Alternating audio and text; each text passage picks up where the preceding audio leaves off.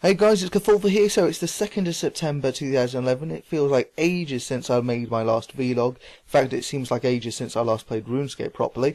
But here I am at Troll Invasion, so I haven't been in here for a month and a half now. So I missed an entire month of, well, at least one round of Troll Invasion, unfortunately. But never mind. So here I am trying to get my 73k in Hunter. Just wipe off, you know, like 20 minutes, not even 20 minutes, yeah, actually no, about 20 minutes of my time that I'll be spending, you know, at Draconic Jadinko's during Double Experience Weekend. So, you know, every little helps to reduce the amount of time that I actually have to spend at Herblore Habitat, because I hate Hunter. Even if it is going to be fast, it's still going to be a pain. But yeah, so, I mean, while I'm here, let me talk about Double Experience Weekend, not Double Experience Weekend, Bonus Experience Weekend, but also the entire behind the scenes. So once again, Double Experience Weekend, whatever, that's going to be happening during the 9th to 12th of September, I believe. And yes, I'm going to be hunting, and hopefully I'll be getting 99 Hunter, and I know you guys will be getting lots of experience as well.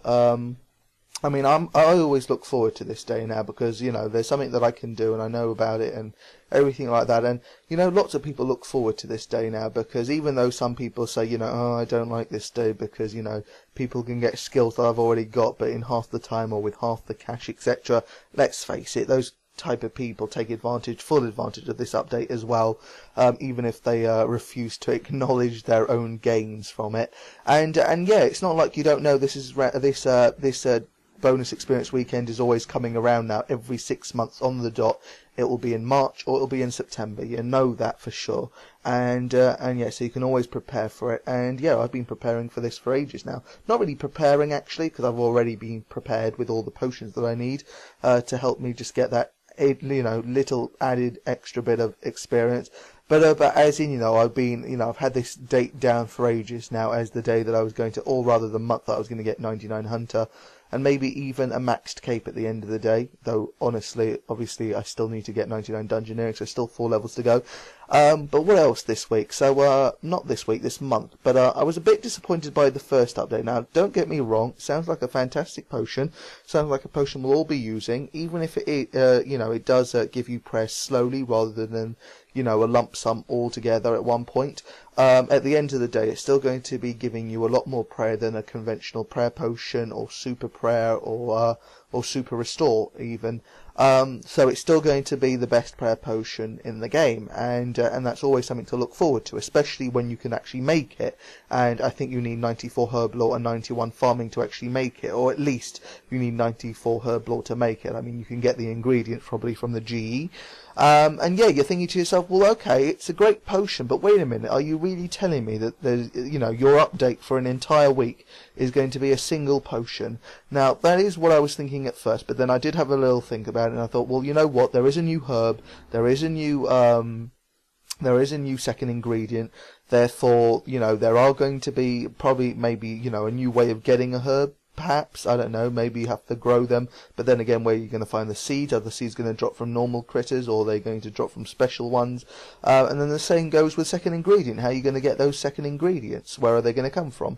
So I guess there's a little more to the update that meets the eye, but still, it seems like that one of those updates that probably took Jagex like 20 minutes to come up with and, you know, just make, and they just thought, you know, we don't have anything for this week, so let's just get something completely random done that takes us a few minutes, and then go down to the pub and drink some beer and do absolutely nothing else for the week. That's the kind of update it seems. It seems like a lazy update, but you know, at the end of the day, as long as we're happy with the prayer potion, then I'm sure everything will be all right.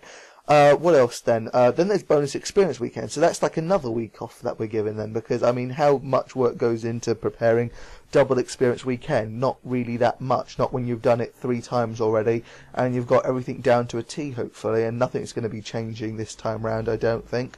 So yeah, and yeah, well, you know what, there's nothing against that, definitely going to be enjoying that. I just wish there was a more physical update that was coming along with it. Well, perhaps there is. You know what? I don't even know. Maybe that's just something that they'll be doing over the weekend, and maybe there will be an update either side of that weekend. Who am I to say? There'll be the new quest coming out. Now, I'm definitely looking forward to it. It's going to be epic to do. It's going to, well, it even says on the announcement that it's going to be an epic quest, and that word gets thrown about quite often. But yeah, new equipment. They said equipment generally, so any new equipment, but also ranged equipment they mentioned, which is going to be good. Hopefully a new ranged weapon. Maybe even, do we have a dragon bow? No, I don't think we do. So yeah, dragon crossbow perhaps. Or, well, yeah, no, that would be the most sensible thing, because they're going to, you know, they're going to give us something that's dragon, aren't they? They did last time with dragon claws and dragon plate, so why not dragon crossbow? Also looking forward to hopefully some new gear. I don't really care if there is new gear, because I think Pernix and Carills and Armadil is good enough, but definitely we want a better weapon than the last installation, which was a Zarite bow, which was a complete disappointment. And then what else was there? There were new boots as well, which is going to be nice. I mean, at the end of the day, you need to recognise that the gains from the new boots are going to be very, very minor. We're talking about maybe a few strength bonus, a few attack bonus, nothing huge. But you know what? It's an upgrade at very least. Well, we're expecting it to be an upgrade at any rate. And yeah, so that's enough about that quest. I mean, at the end of the day, we don't really know what is coming from it fully. New dungeon to kill new monsters, obviously, to get the new items. So you know, tormented demon type 2 or something maybe. But yeah, that's something else to look forward to. Hopefully something challenging like tormented demons to kill.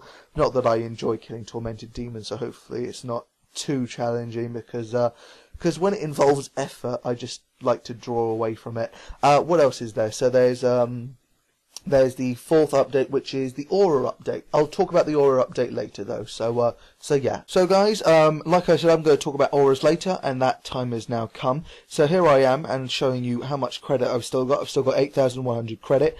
I haven't been wasting my credit on anything, basically. I spent the 300 on the prayer aura on the first week, or rather the first day of release.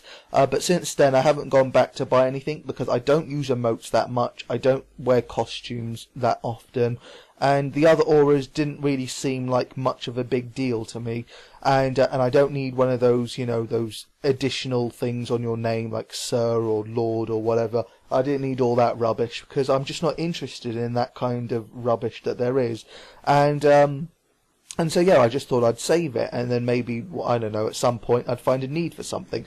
What I did not know is I did not know Jagex were going to be releasing more auras. I did not know that they were actually tiered, so there's tier 1 auras, there's tier 2 auras. Well, actually, there's only one tier 2 aura, and that is Jack of Trades right now. But they are separated into tiers. I didn't know any of that.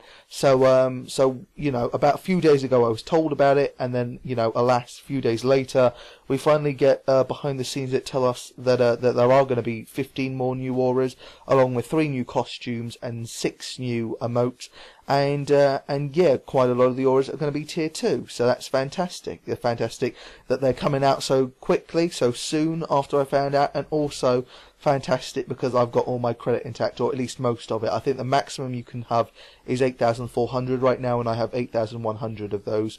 So I'm in a very good position. The only thing I'm concerned about is, let's face it, sometimes the auras can be a bit disappointing. I'm sure there's a few disappointing auras where people didn't know exactly what they were going to be getting, and then it turned out it wasn't really worth the tokens, worth the time, anything like that.